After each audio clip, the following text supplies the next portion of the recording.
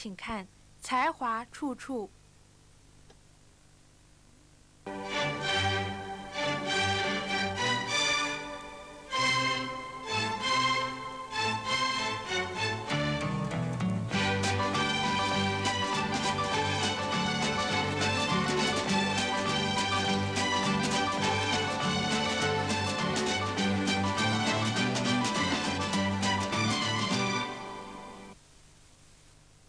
Hello and a warm welcome to Artivity this week.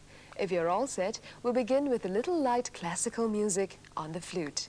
The piece is titled Fantasy, and playing for us is Goh Tiong Eng, a winner in the 3rd National Music Competition held last year. Lim Tshui Fang accompanies him on the piano. Do sit back for Fantasy.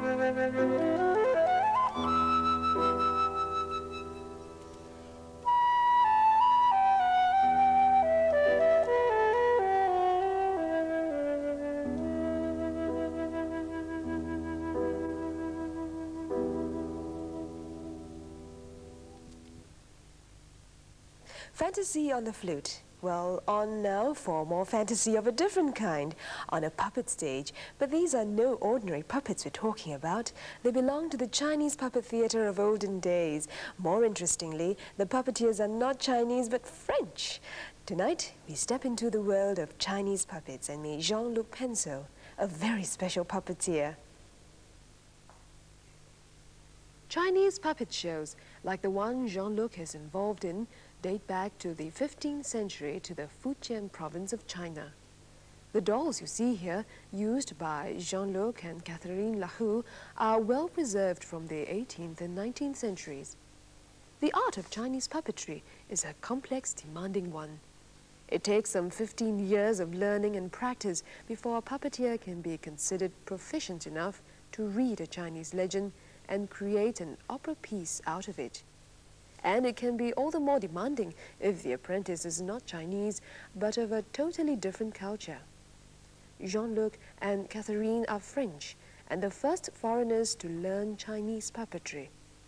We asked Jean-Luc to tell us how and why the two of them decided to get into the Chinese puppet act. Well, I was involved in theater to earn my life in France, and meanwhile I was studying Mandarin at Paris University. And the teacher that was teaching me Chinese was director of a Chinese theater and puppets museum.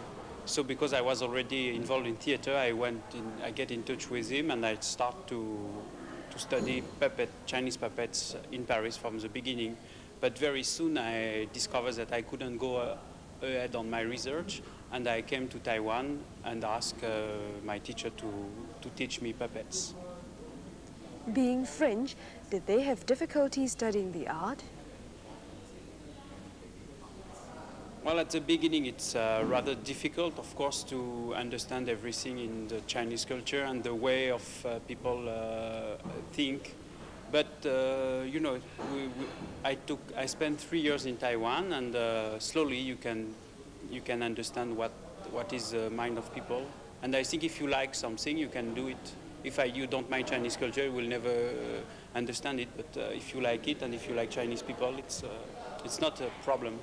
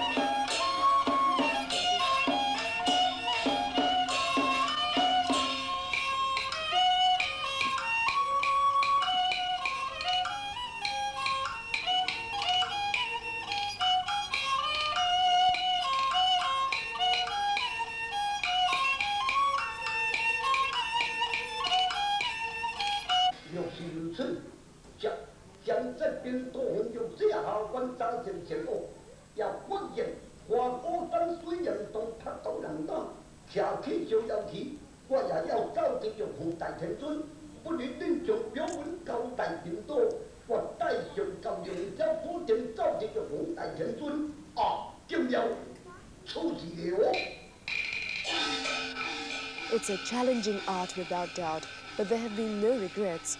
Looking back, Jean reiterates. Well, I can't say we have problems because our teacher were very nice, and he understood us very well, and he was teaching us in a very, very clever way. So we had the progress very slowly and in a very good way. So I think when you do something you like, you don't have any troubles or problems, you know. And we love to do puppets. There's no problem at all. What is their audience response to their repertoire back home? They like it very much. We are performing not only in France, but in all over Europe. And you know, it's very seldom, and I think it's a pity because Chinese art and Chinese opera and puppets are very, very beautiful and very good. And French people, I love them, especially because they have never seen such kind of show before. So they like it very much, and we are performing a lot and in front of any kind of people, and we have even been performing on the Paris National Theatre. It was the first time there was Chinese puppets in that National Theatre. Well, we had studied first for 3 years without learning any show. We just had to study the movement of the puppetry and the stories and the music. And now I can say we need about 4 months or 5 months to rehearse and to put up a performance. We have the White Snake story, we have 3 stories of Monkey King, and we have a story from Water Margin, and another Chinese opera which is called Hua Guang Qiu Mu in Chinese, which is Hua Guang saved his mother from the hell.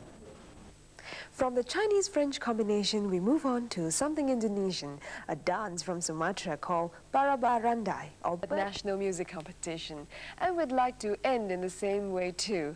Here's a guzheng solo by another winner in the competition, Koh Yam Soon. His piece of music is titled Stream of Prosperity.